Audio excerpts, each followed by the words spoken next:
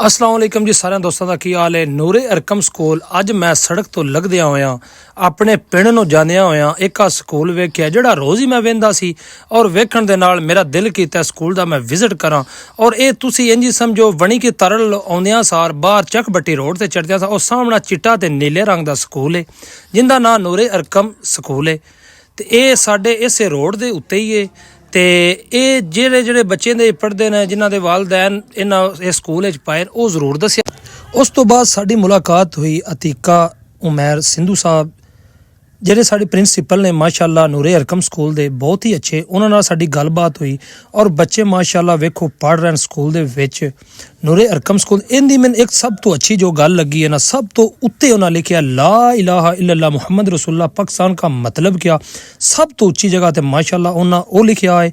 और इस तो बाद हर एक क्लास में फिरी और एक क्लास माशाअल्लाह अच्छे बच्चे अच्छे स्टूडेंट और साफ सुथरे माहौल के नाल इस स्कूल दे विच बच्चे पढ़ रहे सन। मेरा बहुत ही दिल किया कि मैं भी अपने बच्चे इस स्कूल दे विच दाखिल करावां और इंशाअल्लाह नेक्स्ट टाइम जरूर करवावां दे भी। और वेखो नूरे अरकम स्कूल बनी के तारत नसरी और मिडल क्लास जारी है। नाजरे दा सब तो वड्डी गल है कुरान पाक दी तरबियत, यानी कि नाजरा कुरान पढ़ाते ने बच्चों ने, ठीक है। बिमा तर्जमा प्रिंसीपल मैडम अतीका उमैर सिंधु साहब MSc सोशियोलॉजी और स्कूल की तमाम स्टाफ ग्रेजुएशन और मास्टर डिग्री होल्डर स्कूलरी ਦਾ बेहतरीन निज़ाम है। ट्रांसपोर्टर का भी इंतजाम है कि ਜਿਹੜੇ ਬੱਚੇ ਦੂਰ ਨੇੜੇ ਤੋਂ ਗੱਡੀਆਂ ਲੈ ਕੇ ਆਉਂਦੀਆਂ ਨੇ। 600 ਫੁੱਟ ਪਾਣੀ ਦਾ ਵੀ ਇੰਤਜ਼ਾਮ ਹੈ ਬੱਚਿਆਂ ਵਾਸਤੇ ਕਿ ਬੱਚੇ 600 ਫੁੱਟ ਪਾਣੀ ਜਿਹੜਾ ਨਸਲ ਦਾ ਪਾਣੀ ਜਿਹੜਾ ਘਰ ਵੀ ਇਸਤੇਮਾਲ ਨਹੀਂ ਕਰਦੇ ਸਕੂਲ ਦੇ ਵਿੱਚੋਂ ਮਿਲਦਾ ਹੈ।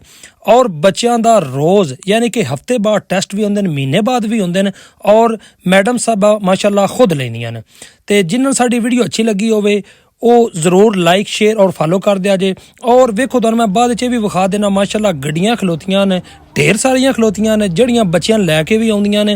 हर रोड ते गड्डी लगी है ते 2 माह बिल्कुल दाखला फ्री जे। ते अपने बच्चे जरूर इस स्कूल दे विच दाखिल कराओ। अस्सलाम वालेकुम, वसदे रहो सज्जनों।